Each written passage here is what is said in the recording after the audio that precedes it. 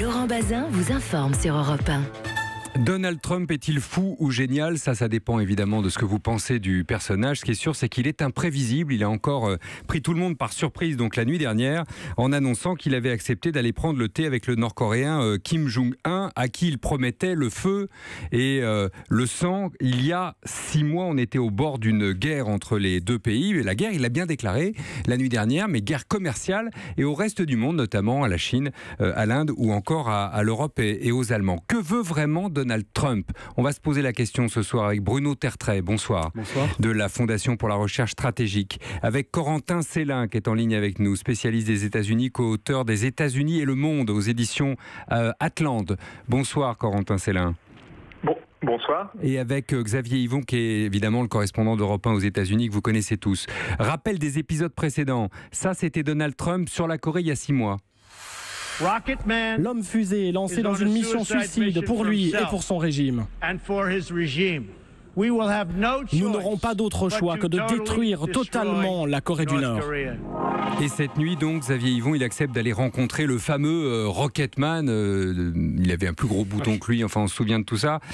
C'est évidemment du jamais vu, c'est historique, on va y revenir. Mais je voudrais savoir, moi, si les Américains ont été aussi surpris que nous. Ah oui, totalement.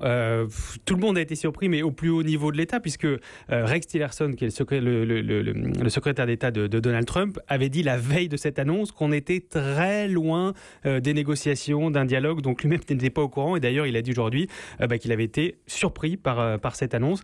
Donc oui, ici, le terme qu'il est le plus utilisé, c'est surprise, choc, rebondissement. Et puis il y a aussi pas mal de scepticisme, parce que même si c'est souligné comme une avancée, un progrès, peut-être que quelque chose va se passer. On rappelle que tous les présidents américains ont refusé de rencontrer directement un leader nord-coréen avant d'avoir des négociations abouties. La rencontre, en fait, c'est censé être la fin de la négociation. Quand on a obtenu quelque chose, eh bien, on donne une récompense. C'est que le président américain s'affiche avec le leader nord-coréen. Là, ça va être l'inverse. C'est une forme de politique du coup de tête ? On peut dire ça comme ça, mais en même temps, avec Donald Trump, c'est pas très surprenant. En fait, si je me fais l'avocat de la Maison-Blanche, ce qu'on nous a dit hier dans un briefing, un responsable de la Maison-Blanche, c'est que il y avait déjà eu des négociations à un niveau moins élevé et que ça n'avait pas marché, qu'en Corée du Nord, il n'y a qu'une seule personne qui prend les décisions et qui peut faire bouger les choses, c'est le leader, c'est Kim Jong-un, donc autant lui parler à lui directement. Et en plus, Donald Trump est un deal maker, c'est comme ça qu'il se vend, il dit que c'est lui qui fait les meilleurs deals de l'univers, il faut reprendre ces expressions. Et puis, la Maison-Blanche dit, c'est pas une négociation. On accepte de se rencontrer et on verra. Oui. Corentin Célin, est-ce que Donald Trump décide vraiment tout seul ? Honnêtement, on a du mal à le croire. Il est le président des États-Unis, on a compris qu'il était impulsif, très bien. Enfin, il est entouré, il a des conseillers. On a dit notamment qu'il avait beaucoup d'admiration pour les généraux. Est-ce qu'il décide tout seul ? On vous a perdu là, on vous entend pas bien. Je vais poser la même question. Ah voilà, très bien, allez-y. Vous dites oui ou non ? Je disais, non, je dis oui, il décide tout seul et son admiration pour les généraux ne change rien. Sur le dossier nord-coréen en particulier, ce qui frappe, c'est l'absence de conseillers. Le meilleur spécialiste de l'administration sur la Corée du Nord était Joseph Yoon. Il a démissionné le mois dernier, il a quitté ses fonctions de représentant spécial pour la Corée du Nord. On note au département d'État, au ministère des Affaires étrangères, la faiblesse du nombre d'experts qui seraient capables de négocier avec les Nord-Coréens. Et autour de lui, on l'a vu hier soir, Trump n'écoute personne. Il faut bien savoir que hier soir, il ne devait pas rencontrer le conseiller à la sécurité nationale sud-coréen qui lui a porté l'invitation du dirigeant nord-coréen. Il a décidé au dernier moment de le rencontrer et aussitôt l'invitation lui a-t-elle été annoncée qu'il a accepté sans consulter personne. Donc on a vraiment effectivement un président qui décide seul et qui se fie à son instinct. Et ça, c'est vraiment très nouveau. Il improvise, Bruno Tertrais, ou il a une stratégie ? Alors, il n'improvise pas totalement. Bien souvent, il fait ce qu'il dit et il dit ce qu'il fait. Beaucoup des choses qu'on a vues, qui nous ont parfois choqués en Europe depuis son arrivée au pouvoir, sont des choses dont il avait parlé très clairement pendant la campagne électorale. Comme l'ambassade le transfert de l'ambassade américaine à Jérusalem, par exemple. Mais on peut parler aussi des droits de douane sur l'acier. Il avait parlé de tout cela. Simplement, les décisions un petit peu originales, les décisions abruptes comme celle-là, c'est quand même le minimum, les préparer et ensuite les suivre. Et comme le disait Corentin Célin à l'instant, le problème c'est qu'aujourd'hui, non seulement la Maison-Blanche est une pétaudière, parce qu'il y a une démission à peu près toutes les semaines, mais en plus le département d'État a été totalement éviscéré, il n'y a plus personne. Donc tout ceci se fait à l'instinct, mais je reviens sur ce point parce que c'est important. Mais en attendant, pardon, allez-y, je vous laisse. Oui, non, même l'affaire de la rencontre avec Kim Jong-il, c'est quelque chose dont il avait parlé. Quand même. Oui, bien sûr que c'est historique, mais c'est pas une surprise totale. Il avait dit en 2015, pendant la campagne, moi, je suis prêt à aller manger un hamburger avec lui. Il l'avait dit.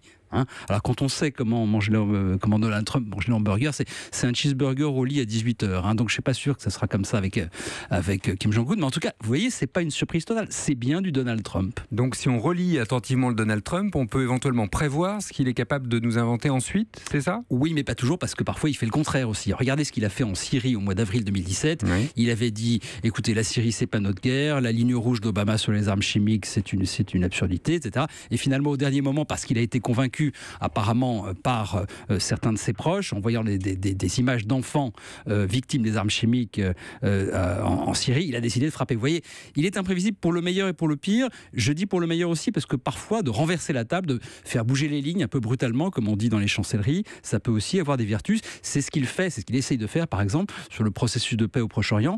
Je ne suis pas sûr que ça marche, mais on peut pas dire qu'il n'essaye pas de faire quelque chose de nouveau. Et c'est pareil sur la Corée du Nord. Marquons une pause là-dessus. 39-21, bien évidemment, si vous voulez vous joindre à cette discussion avec Bruno Tertrais, avec Corentin Célin et avec Xavier Yvon qui est avec nous depuis New York. On s'interroge donc sur l'imprévisible Donald Trump et on va s'interroger sur les conséquences de la guerre qu'il vient de nous déclarer d'une certaine manière, puisque c'est la guerre commerciale sur l'acier. A tout de suite.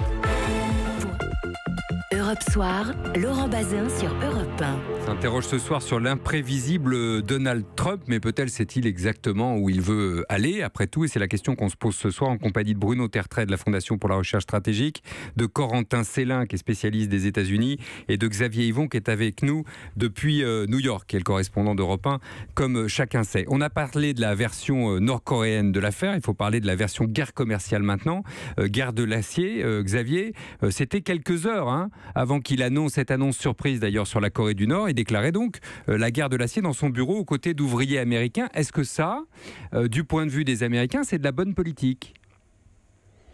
Alors ça dépend du point de vue de quels Américains. Oui, j'imagine, mais de ses électeurs par exemple. Ah bah alors là c'est du pain béni. Évidemment Donald Trump, quand il prend ces décisions-là, il s'adresse à sa base électorale, à cette Amérique blanche des régions désindustrialisées. Et d'ailleurs tout son discours hier c'était ça, c'était le discours habituel sur la grandeur perdue de l'Amérique, sur ces pays étrangers qui nous agressent avec des pratiques commerciales très injustes. Et ça fait des décennies que je le répète avant même d'être président. Et donc moi je vais sauver tout ça, je vais rouvrir des usines, je vais retrouver du travail pour les ouvriers, les villes fantômes ne seront plus des villes fantômes, et ça évidemment ça marche du tonnerre, je veux dire dans sa base. Et d'ailleurs il va aller répéter tout ça et sous un format meeting comme il les adore samedi soir à Pittsburgh. Il va en meeting parce qu'il y a une élection partielle là-bas, et à Pittsburgh, dans la banlieue de Pittsburgh, c'est le pays de l'acier, donc là il sera accueilli comme un héros. Oui, une guerre commerciale, j'ai lu que ça pouvait poser problème et que parfois ça avait des effets boomerang. Par exemple, les mesures de rétorsion sur le ketchup, sur les voitures ou sur le soja que l'Europe s'apprêterait à décider pourraient revenir finalement au visage de Donald Trump. Est-ce que vous partagez cette idée-là, Bruno Tertrais ? Oui, totalement. Dans le monde du XXIe siècle, avec les économies américaines, européennes, chinoises, vous ne trouverez pas un seul économiste qui va vous dire qu'une guerre commerciale est une bonne idée. Personne n'a à y gagner. Jamais une guerre dans laquelle on gagne, une guerre commerciale au bout de laquelle on emporte. Aujourd'hui, quand on a des économies intégrées comme sont celles des deux rives de l'Atlantique, personne n'a à gagner à moyen terme d'un relèvement des tarifs, d'une multiplication des quotas, etc. Bien entendu, c'est une évidence. Là, il se fait plaisir. Tout le monde dit d'ailleurs que cette décision-là... Il se fait plaisir, vous entendez ? Ah oui, je pense qu'il se fait plaisir aussi. On parle du président des États-Unis, donc il se fait plaisir. Ah bah écoutez, c'est quand même une personnalité pour le moins troublante. Il se fait plaisir. La manière dont il a pris et annoncé cette décision, en particulier sur l'acier, est extrêmement troublante. On a l'impression de quelqu'un qui s'est réveillé en disant voilà la décision que je vais prendre. On savait que c'était dans l'air, mais on ne savait pas exactement quelle décision il allait prendre. C'est quand même troublant. Vous-même qu'il l'avait annoncé pendant la campagne électorale. Hein. Non, attendez, il avait annoncé son intention de freiner le développement du libre-échange, d'arrêter de signer de grands accords, mais là, c'est un retour en arrière. C'est un peu différent. Donc c'est vrai, il avait donné des signaux. Il va plus loin, mais il avait effectivement averti qu'il pouvait prendre ce type de mesures. Il l'avait dit pendant la campagne électorale. Oui. Est-ce que Corentin... Allez-y, Xavier. Pour comprendre Donald Trump, il ne faut pas oublier que c'était un présentateur de télé-réalité. Il l'a fait pendant beaucoup plus longtemps que président des États-Unis et que c'est l'endroit où il a eu le plus de succès. Et il organise sa présidence comme un show de télé-réalité. Donc la décision sur l'acier, c'est ça. Il fait du teasing. La semaine d'avant, il dit « je vais le faire ». Alors là, ça monte, il y a des commentaires. Il sent que ça pique un peu, que ça commence à hurler chez les élites de Washington. Donc ça, il adore. On lui dit « personne n'a jamais fait ça ». Donc il adore. Quand il peut dire « personne n'a jamais fait ça », il y va. Et hier, c'était comme un show, c'est-à-dire que c'était pas prévu à son agenda de la Maison-Blanche, qui est cette signature des taxes. C'est lui qui l'a annoncé le matin sur Twitter. Donc tous les Américains, en se réveillant, pouvaient avoir l'horaire de la signature. C'est le nouvel épisode du show de télé-réalité, 15h30, dans le bureau ovale. On va faire la signature. Et effectivement, vous l'avez décrit, c'était un show avec les ouvriers autour de lui. Donc pour comprendre comment Donald Trump prend ses décisions et les met en scène, il ne faut jamais oublier que c'est un homme de télé et de télé-réalité. Donc il pilote tout seul, Corentin Célin. C'est ça que je comprends. Il est seul dans le cockpit. Oui.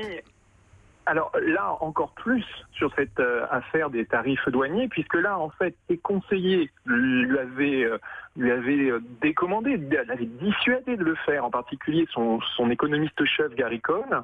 Et en fait, juste après la réunion avec ses conseillers Cohn et avec le secrétaire au Trésor Mnuchin, il a fait exprès la semaine dernière d'annoncer cette hausse des tarifs. C'est-à-dire qu'il a dit aux conseillers, et finalement Cohn en a tiré la leçon, il a démissionné, il leur a dit « je ne vous écoute pas, je fais, comme le disait Bruno Tertrais, il fait à son idée, il fait ce qu'il veut. » Et là, on l'a vu très nettement. Ce que j'ajouterais quand même, c'est que là, c'est vraiment une mesure de politique intérieure.